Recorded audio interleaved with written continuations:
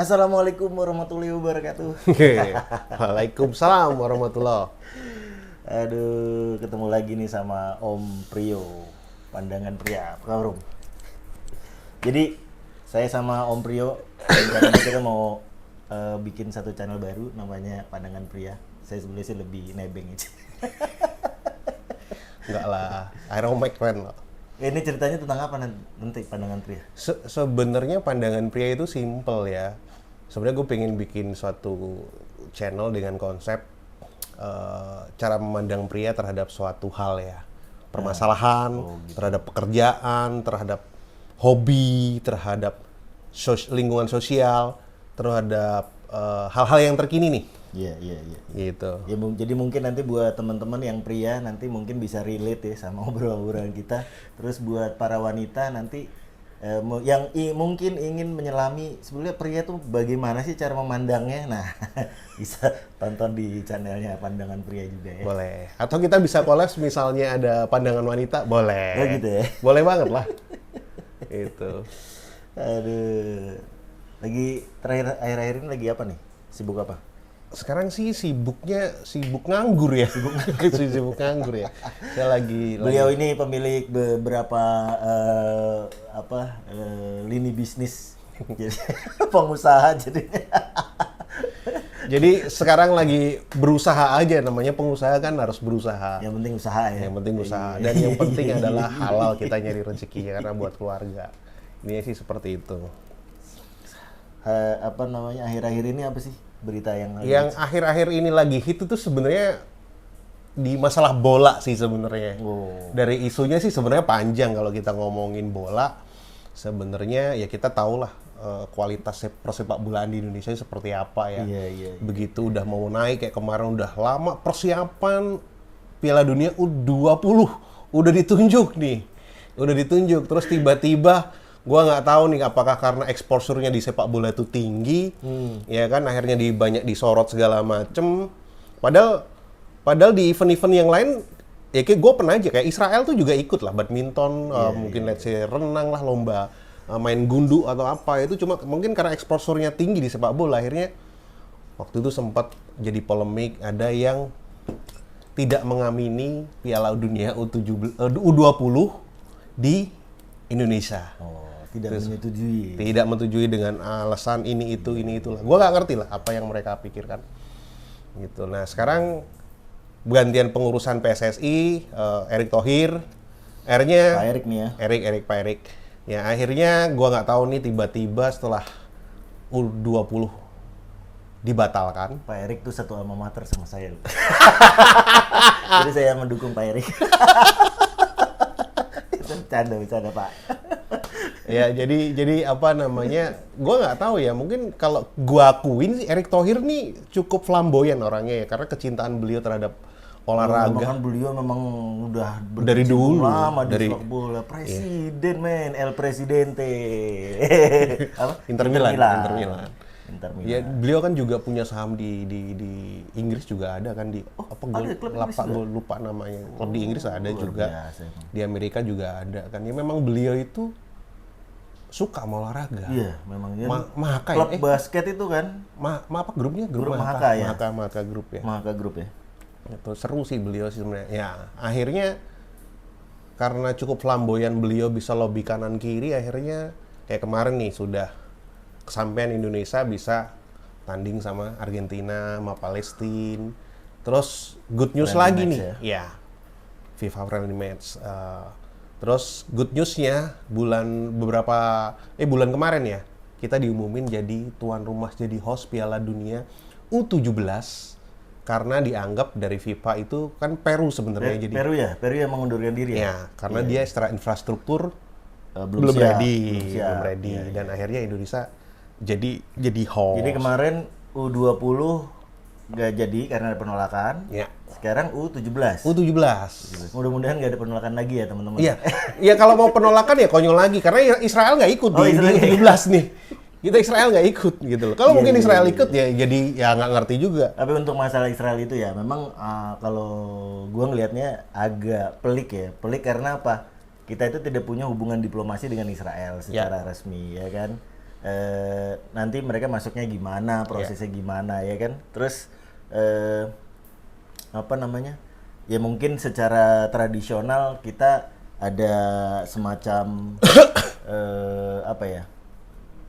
Kedekatan dengan Palestina jadinya untuk bisa apa menerima Israel di bertanding, walaupun bertanding olahraga ya.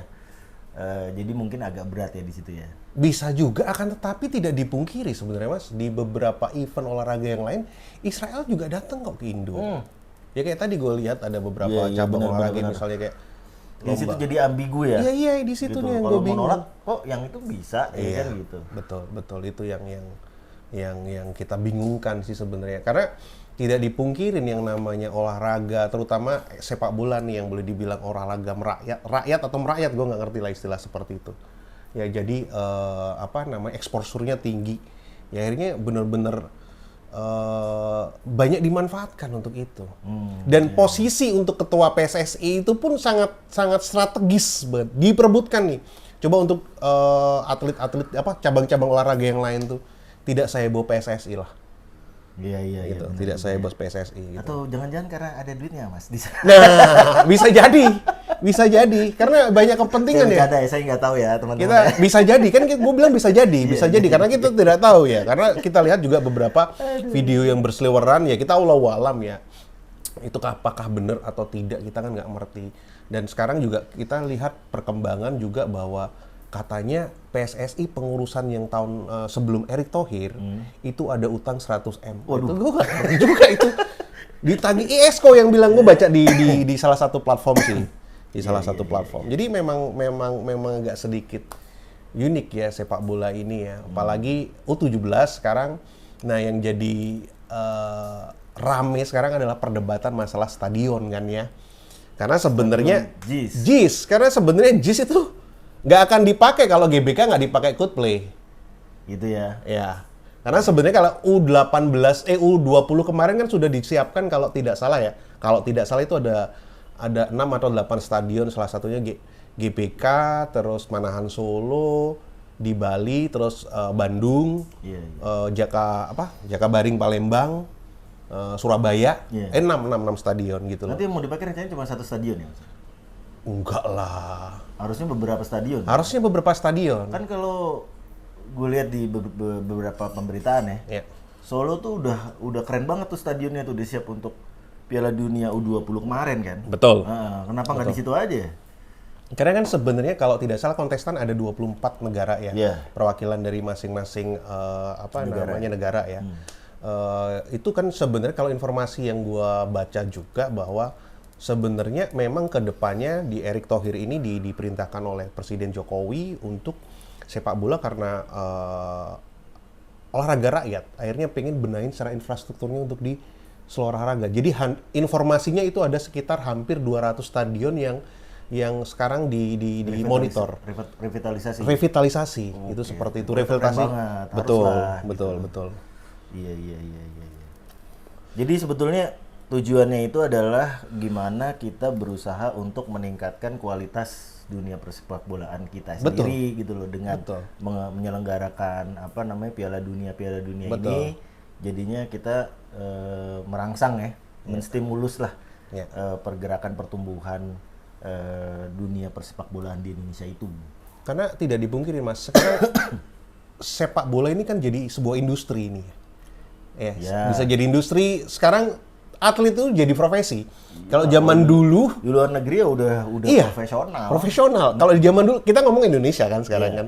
Kita ngomong Indonesia. Kalau dulu kayak gue main bola, mau ke Cimung sama bokap gue, lu ngapain mau jadi pemain bola, emang bisa ngidupin nanti lo buat ini keluarga segala macem. Nah sekarang nih kan kita lihatnya juga mulai bagus nih. Dari sisi kelompok umur sudah mulai ditekankan ada kompetisi. Kayak U17, U14, U16, 17. Nah kayak kemarin salah satunya U16 juara juga. Kemarin kita SEA Games juga juara juga. Itu malah anak-anak muda nih. Anak-anak muda nih yang potensial, dan beberapa pemain kita yang muda-muda juga banyak main di luar negeri juga, udah mulai dilirik juga nih. Gitu. Udah banyak ya? Banyak. Pemain kita yang merumput di liga-liga negara-negara. Banyak. kelas dunia. Banyak. Ya, Eropa di Eropa, terutama di Eropa ya, di Asia Tenggara banyak siapa lah. aja sih Mas yang udah? Si Asnawi nggak dipungkirin. Mas Nawi di mana? Asnawi itu yang di Korea kan. Korea. Si Arhan di Jepang. Terus si Liga Jepang tuh ya? Liga Jepang. Terus si siapa namanya? Marcelino di mana? Gue lupa Marcelino. Nah terus kemarin juga Marcelino Reflan. terus lanjut lagi. sama juga kemarin di Malaysia juga banyak gitu loh. Oh gitu. Malaysia juga banyak. Ya, jadi Sebenarnya banyak. Kayak dulu Egy gitu segala macam. Egy Sujana. juga di luar negeri juga. Ya sebenarnya kalau kita ngomongin skill itu pemain kita lokal itu tidak kalah sama pemain luar. Nah, itu Coba. dia. Cuma yang kalahnya adalah di dua faktor nih yang menurut gua ya. Ini menurut gua ya. Yang pertama adalah di fisik kadang. Evan Dimas kurang baik apa? Coba tapi dia berkompetisi di luar pasti belum bisa karena fisiknya udah pasti minus. Ya, dan sama lagi dibandingkan dengan para pemain yang lain betul, ya. sama Itu ya. mental yang paling utama. Paling utama mental. Sekarang kita lihat udah bagus lah. Sekarang udah berani head to head, berani kayak kemarin kita lihat lah yang lagi happening juga waktu Indonesia sama Argentina. Si Gimana tuh? pemainnya MU di tackle sama si Asnawi jadi heboh kan ya. Demen karena kalau ngomongin pemain MU ya lo tau lah ya. Itu sih salah satunya itu. Aduh, nih tendensius nih kayaknya subjektif ini. Enggak sih sebenarnya. Karena kebetulan gue pakai baju ini. Halo fans MU. Liverpoolian kita nih. Ya. Aduh, memang sih kalau gue pribadi gue udah nggak terlalu mengamati ya perkembangan sepak bola sekarang ini ya. Terakhir gue mengikuti liga-liga itu adalah zaman-zaman McManaman, Owen di Liverpool. Setelah itu udah blast. Ya, betul, Ini betul. cuma tahu-tahu aja oh sekarang pemainnya yang top ini, yang ini gitu loh. Pemain yang tidak pernah salah juga ada. Oh gitu. Di Liverpool. Muhammad Salah. Salah, bukannya selalu salah dia. Karena dia bener terus. Aduh. Tapi yang jadi awal muncul itu memang kan Cristiano Ronaldo kan di MU ya. Iya. Dan pembawaannya itu kan agak-agak ya maaf ya agak-agak sombong lah gitu loh. Tapi ternyata setelah bertahun-tahun kemudian gue baru mengetahui betapa perjuangannya dia untuk menjadi seorang pesepak bola profesional tuh luar biasa banget ya. Gila, mulai dari pelatihannya, kemudian penjagaan makannya dan sebagainya. Dan dia benar-benar hidup itu untuk menjadi seorang pemain sepak bola. Bayangin aja lo mendedikasikan diri lo adalah buat khusus untuk jadi pemain sepak bola. Makan tuh lo benar-benar diatur ya kan. Nggak boleh Latihan, rokok. nggak boleh ngerokok.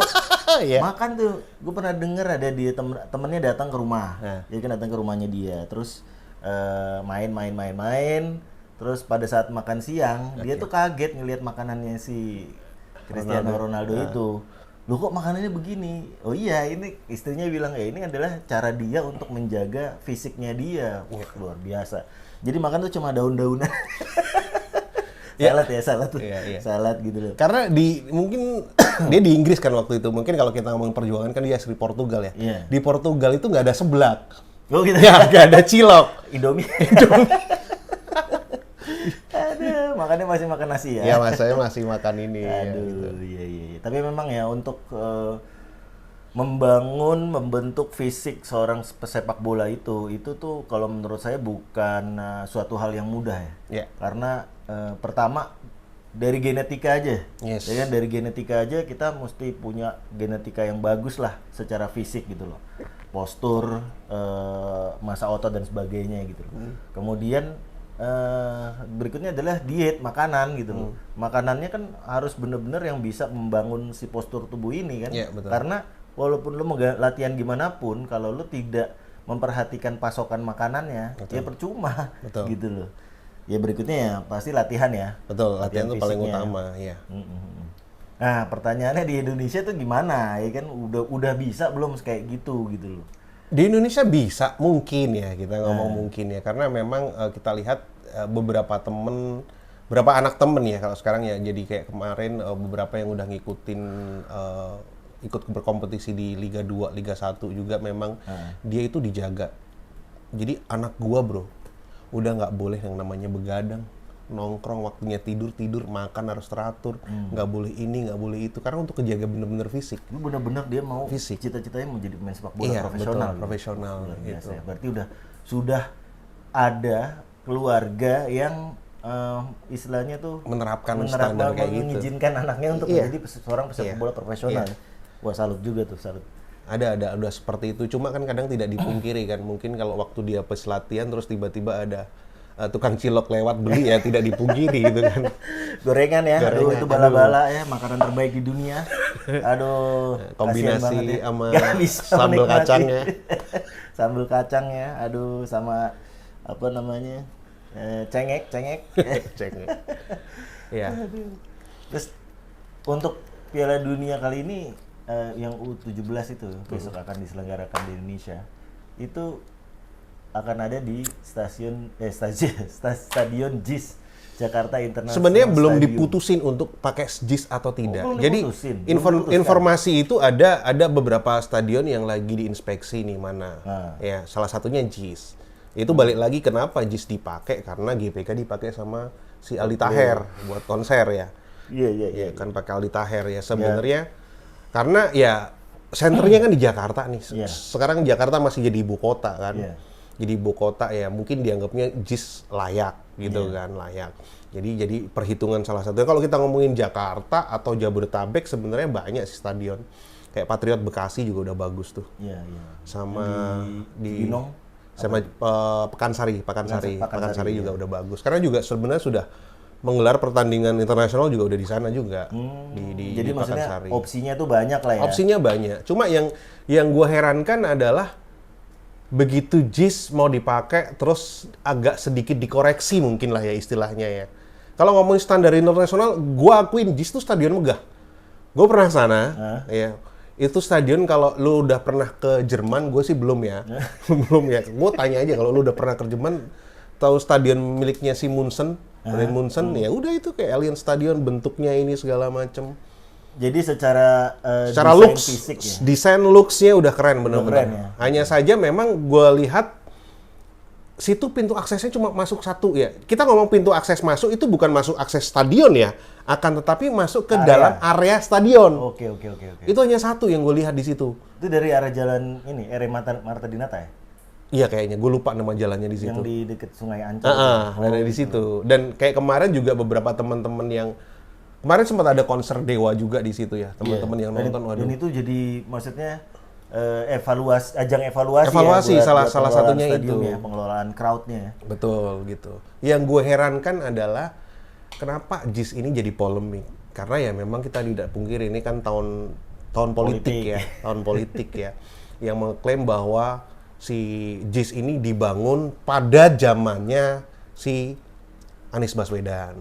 Pak Anies gitu. Baswedan. Nah tidak pungkiri kalau kita ngomong balik lagi sejarahnya, ya JIS ini sebenarnya dimulai kalau gua baca ya itu dari zamannya Fauzi Bowo kan sebenarnya kan. Betul. Dari pembebasan Bahkan lahan. mungkin perencanaannya sejak zaman Pak Jokowi. Sutioso mungkin. Ya, mungkin perencanaan sudah. Oh, ini area ini mau kita buat Ya. stadion gitu loh. Karena gua kan beberapa kali pernah lewat daerah situ ya. Ya. Dulu kan kebetulan kan kuliah kampusnya deket-deket situ. Jadi itu tuh dulunya tuh tempat sampah. Ya. Betul. Tempat penimbunan sampah dan sayang banget itu pas bersebelah, bukan bersebelahan ya, mungkin hampir jadi satu dengan kawasan pemukiman yang cukup elit ya. Iya. Daerah Sunter ya itu ya. Dan di sini elit, yang di sini elit juga ya, ada. Iya. Ekonomi sulit. Ya, menengah bawah lah. Iya. Menengah bawah dan menengah atas gitu loh. Nah, ketika pada waktu itu juga untuk menjadi sebuah stadion itu sendiri itu kan membutuhkan jalan yang cukup panjang juga. Betul. Sempat terjadi sengketa masalah tanah. Betul, juga, itu kan, sempat kepemilikan bentrok kan tanah. dulu kan ya. Sempat betul. bentrok ya waktu pembebasan.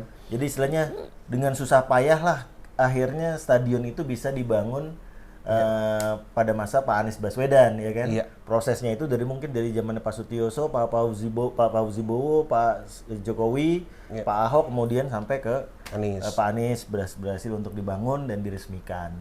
Memang kalau misalnya itu kan berarti sebetulnya itu kan stadion yang cukup baru ya. Baru. Yang paling baru lah kalau Ya. bisa dibilang ya di antara stadion tadi opsi yang lain ya.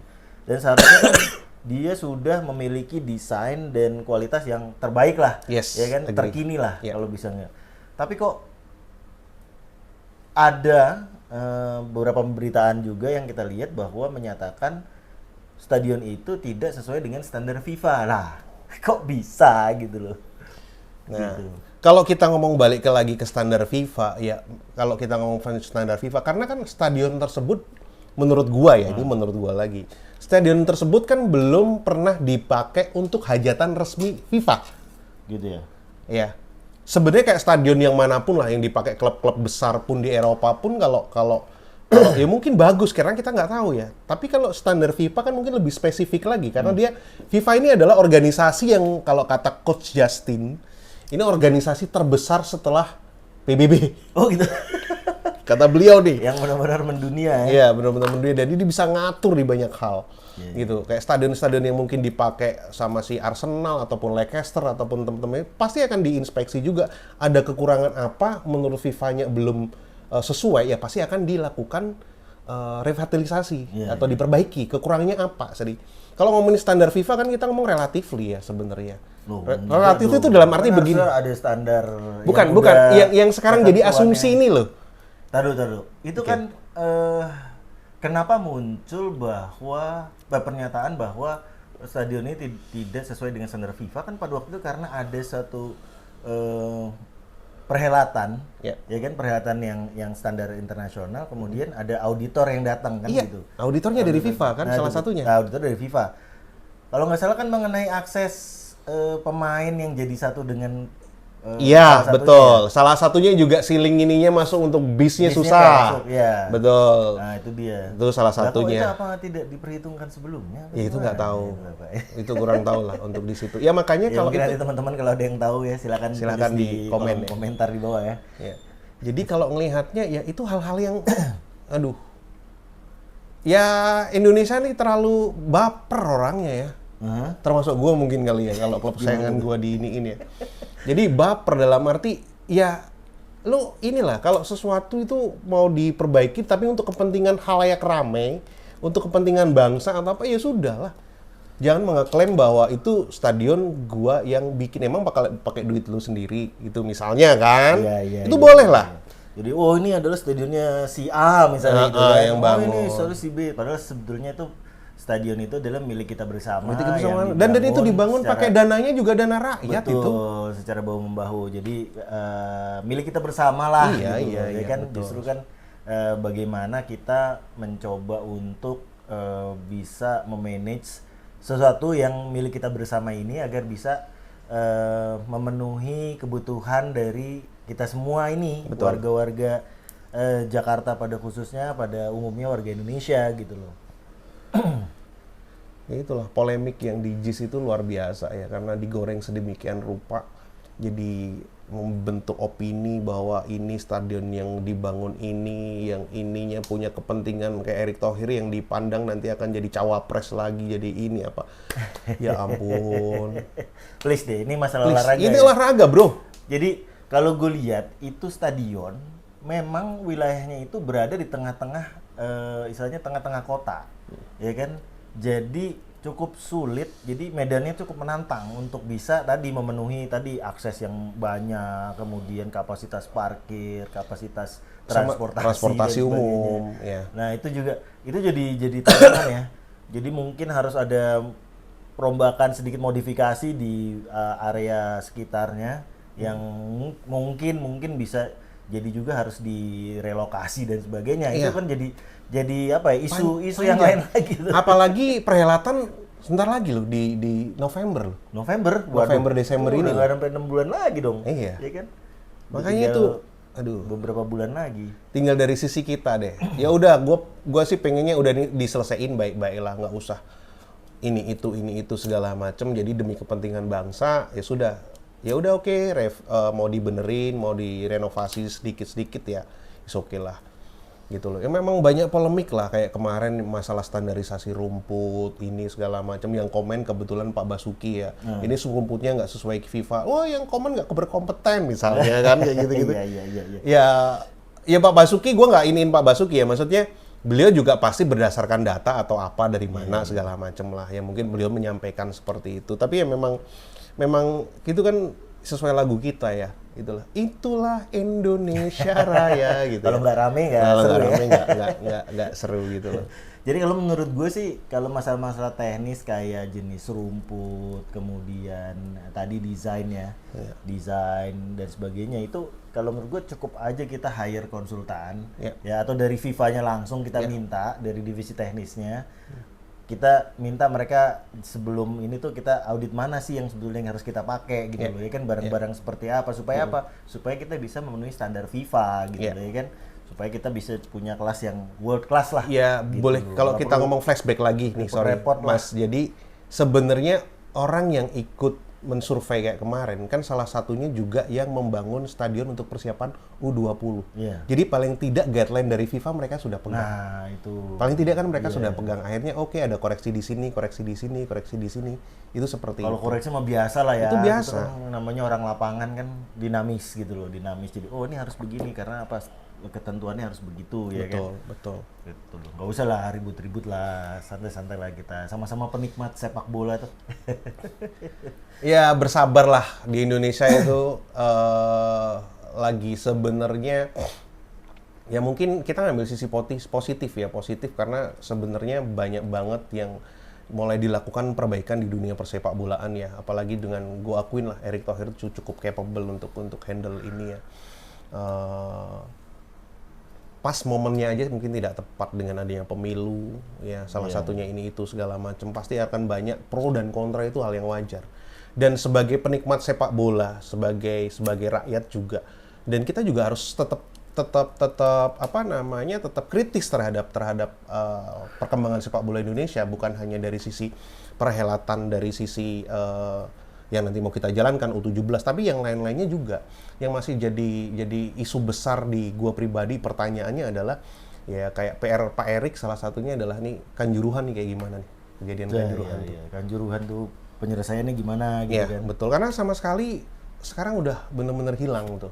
Karena kalau menurut saya, ya saya tidak mau masuk ke dalam siapa yang bersalah dan sebagainya, itu udah ada masalah hukum, proses hukumnya dan sebagainya, kita hormati itu. Tapi kalau buat kita nih, termasuk saya ya, kebetulan orang lapangan, apabila terjadi suatu eksiden gitu loh, kita coba pelajari sebetulnya apa sih yang jadi penyebabnya. Betul. Dan kita pelajari bagaimana caranya supaya kita tidak terulang lagi di kemudian hari dengan gitu kejadian yang sama, yang memilukan gitu. seperti itu gitu. Dilakukan nanti mitigasi seperti apa yang perlu dilakukan ketika terjadi suatu perhelatan, apa yang harus diperhatikan, aspek security-nya, ya kan, safety-nya dan sebagainya. Bukan hanya mementingkan ini cuan. Karena itu yang dilihat tuh kebanyakan anak dilihat cuma lihat mana gimana nih sponsornya nih, siapa. Itulah yang jadi polemik di Indonesia. Makanya PSSI ini cukup seksi ya. Cukup seksi untuk diperebutkan, cukup strategis ya. Iya, apalagi betul sekali. menuju tahun politik ya. Nah, betul sekali. Sekelas kayak Menpora aja mau mengundurkan diri jadi Menpora, jadi wakil ketua PSSI, Pak. Siapa lupa gua namanya. Pak Iwan. luar biasa. Itu saya juga nggak tahu move-nya gimana, tapi kita harus hormati lah beliau ya kan. Itu karena cukup seksi PSSI ini nih, gitu loh. Karena menyangkut hobi dari banyak orang. Itu seharusnya udah jadi industri ya. Apa itu? Industri sepak bola itu udah industri menurut betul saya. Memang udah industri mulai, Mas. Pertandingannya, kemudian merchandisingnya ya kan, kemudian pengelolaan para fansnya gitu. Karena kan selama ini kayak dulu ya, kita klub-klub ngomongin sebelum liga profesional Indonesia kan dulu ada Galatama ini segala macam ya. Dulu masih memang dibiayai sama Pemda, ya sponsorship juga nggak begitu ini ya. Jadi kalau memang tidak dipungkiri kayak tadi gue bilang bahwa olahraga tanpa dana itu juga sama saja. Makanya kemarin Erick Thohir juga bilang bahwa kita udah waktunya era komersialisasi. Ya makanya kayak kemarin kalau kita ngomongin hajatan dengan FIFA Matchday dengan Argentina, ada cuan PSSI pasti ada cuan. Iya. dari penjualan tiket, dari merchandising, dari hak siar, dari sponsorship itu banyak. Iya, iya. Tapi kita tidak pungkiri bahwa itu dana-dana tersebut kalau dikelola dengan baik buat perkembangan yang lainnya juga. Betul, betul. Gitu Si loh. persepak bolaan ini ya. Betul, kayak sekarang juga mulai perbaikan lagi masalah kualitas wasit yang jadi isu dari dulu kan mafia wasit. Iya, iya. Itu juga lagi Memang diperbaiki. si sepak bola ini mafianya banget. Gak dipungkiri, Gak dipungkiri. gak dipungkiri judi bola itu mah ampun dah. Gitu loh. Ya itu PR lah buat para bapak-bapak di atas sana ya untuk memperbaiki ini supaya menjadi lebih baik ya. Gitu Ya, aja. betul. Intinya adalah satu, apapun demi kemajuan bangsa, apapun demi kebaikan bangsa, untuk kemajuan bersama, khususnya industri sepak bola, tolonglah. Kita coba meredam tuh dalam arti narik diri untuk, ya udahlah nggak usah berpolemik yang neko-neko lah. Kita ambil sisi positifnya aja. Bahwa, ya kalau kayak kemarin dibilang bahwa, emang U17 tuh siapa yang mau nonton? Iya, Nggak usah kita ngomongin U17 ya. Kemarin tahu nggak ada ajang U19 Women, AFF. Itu dibaca kebaring, yang nonton juga nggak lumayan. Itu ada. Saya nggak tahu. Indonesia menang 7-0 sama Oh, Timor iya? Leste. Yang menang siapa? Indonesia. Juaranya? Sekarang lagi posisi Masih kan grup, proses? masih proses Oh, lagi masih juara proses. grup Oh dia. gitu. Baik. Maksudnya sepak bola itu sekarang ya tidak dipungkiri lah. Kita tuh haus hiburan, apalagi kemarin kondisi Covid segala macam nggak ada hiburan di bola. Iya, iya. Ya sudah lah. Apalagi timnas yang main. Buat lu yang belum pernah datang ke stadion, cobalah lu datang ke stadion nyaksiin timnas Indonesia main dan lu nyanyiin lagu Indonesia Raya. Waduh. Dah itu dah. Itu vibe-nya luar biasa tuh. Itu. Jadi tanggalin semua ego demi kemajuan bangsa. Udah kesampingkan lah yang punya kepentingan ini, kepentingan itu, ya sudah. Ya atau mungkin ada keputusan nanti ya udah JIS nggak usah dipakai, ya kita nggak ngerti. Daripada jadi polemik salah satunya. Nah, buat lu gue tanya deh sama yang nonton nih. JIS perlu nggak sih dipakai untuk ajang Piala Dunia kalau di sisi lain malah jadi polemik seperti ini gitu loh. Atau memang sengaja dibikin nih, gue nggak ngerti gitu loh. Iya, iya. Nanti kalau buat teman-teman silakan komen di bawah ya, kolom komentar. Jawab pertanyaan Mas Piro tadi. Perlu nggak sih JIS itu untuk dipakai di Piala Dunia U17. U17? Ya. Biar tidak jadi polemik. Oke, gitu aja sih Mas Oke. Ervin. Makasih banyak Mas Prio. Kita akhiri dulu aja video kali ini ya. Nanti kita ketemu lagi di video-video berikutnya. Siap. Oke? Thank you. Sip. Thank you. Sehat selalu. Salam olahraga. Assalamualaikum. Olahraga. Don't forget enjoy the game ya.